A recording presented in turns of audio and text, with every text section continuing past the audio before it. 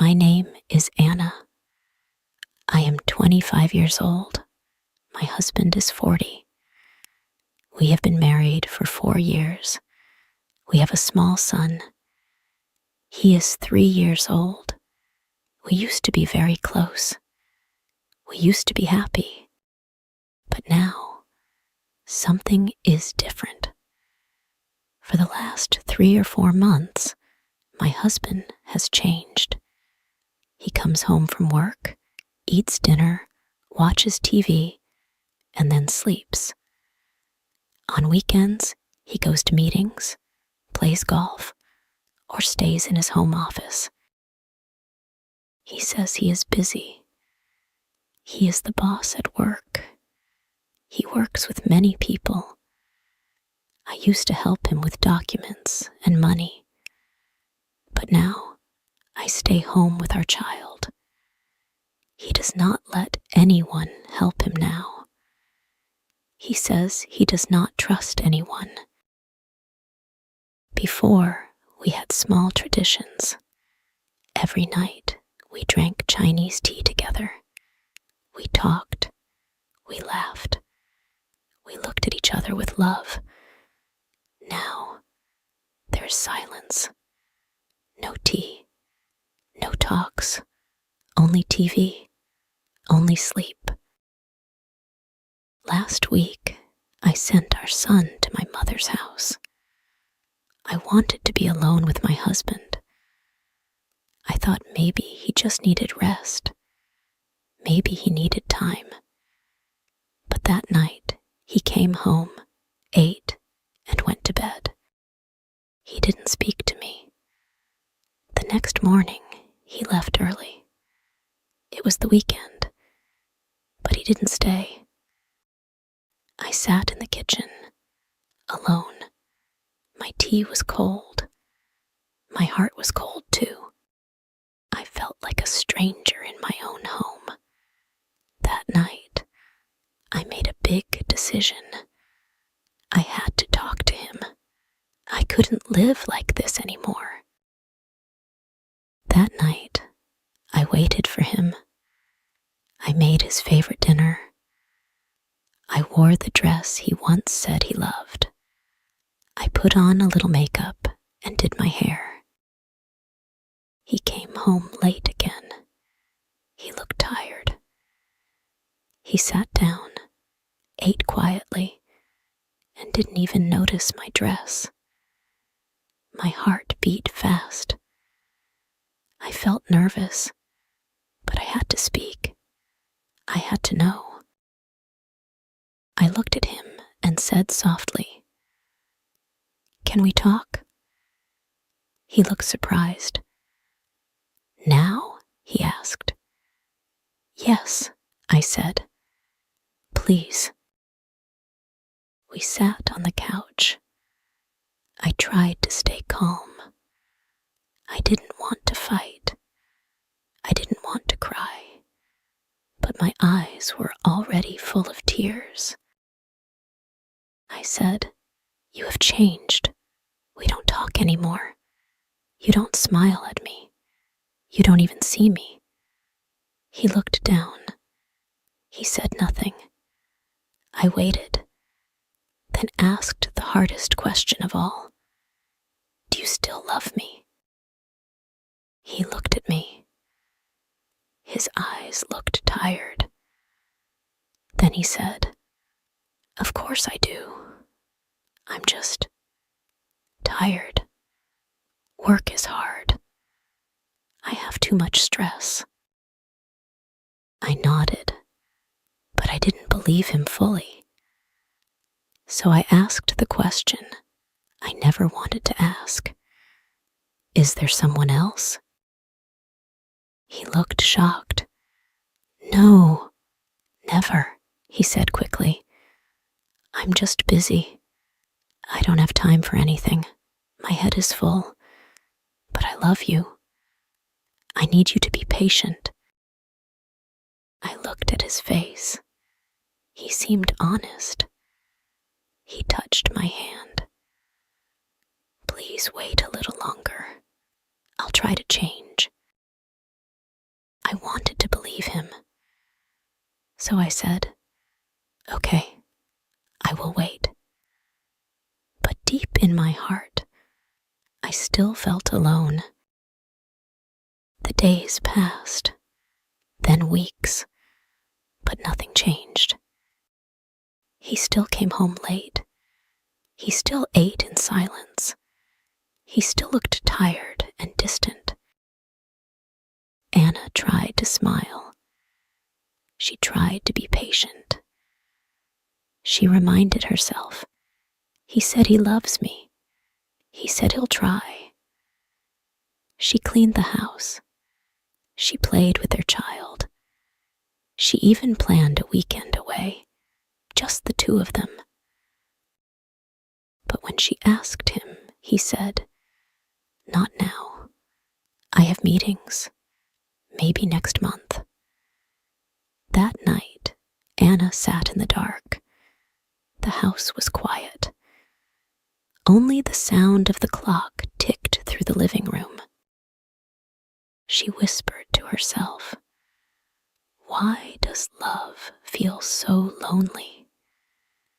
She looked through old photos, pictures from their wedding, pictures from their first trip, photos of smiles, hugs, and laughter. Where did all that go? One evening, Anna sent their child to her mother's again. She waited for her husband, hoping they could talk. But when he arrived, he went straight to his office. No hello, no smile, just a door that closed quietly behind him. Anna stood outside that door. She raised her hand to knock, but she stopped. Her hand fell. She turned around and walked away. In the kitchen, she sat alone with a cup of cold tea. She felt like a stranger in her own home. Then a thought came to her. Maybe he doesn't see me anymore. Maybe he forgot who I am. And for the first time, Anna began to wonder, is this still a marriage?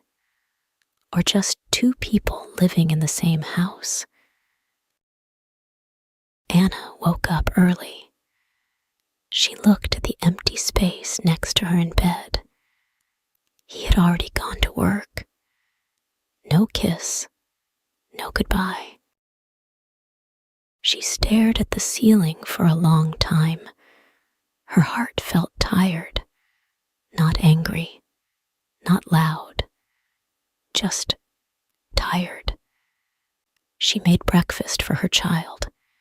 She smiled and played like everything was fine, but inside, she felt invisible.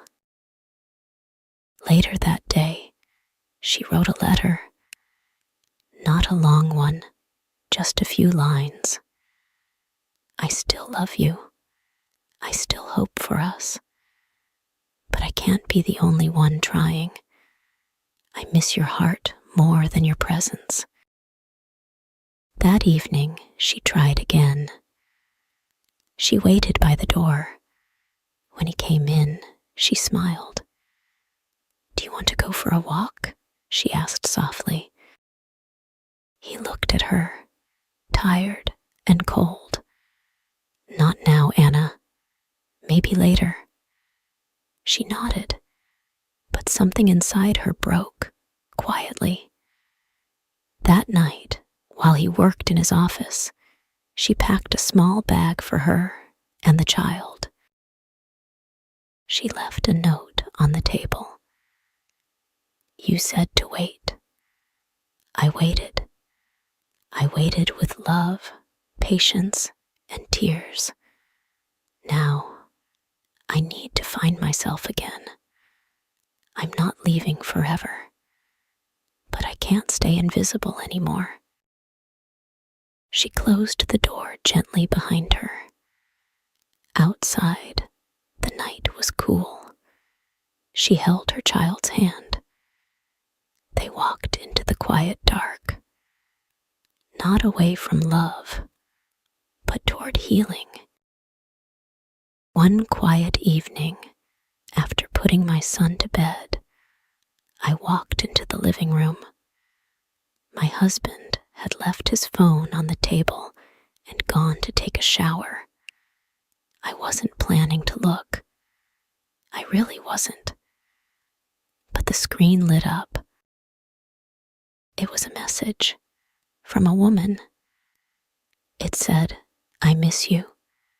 Did you think about me today?" My hands were shaking. My heart stopped. I didn't open the message. I didn't need to. Tears filled my eyes. Was this the reason he changed? He came back into the room, smiling as if nothing had happened. I looked at him, really looked. How could someone I loved so much make me feel so small? I wanted to scream. I wanted to cry. But I stayed quiet because I was scared of the answer. Scared that if I asked, it would all become real. That night, I lay in bed beside him. He slept peacefully. I cried silently, my heart breaking into 1,000 pieces. I had given him everything, my love, my time, my youth, my life. And now, he was giving his attention to someone else. The next morning, I didn't cry. I didn't shout. I just sat at the kitchen table, holding a cup of cold tea.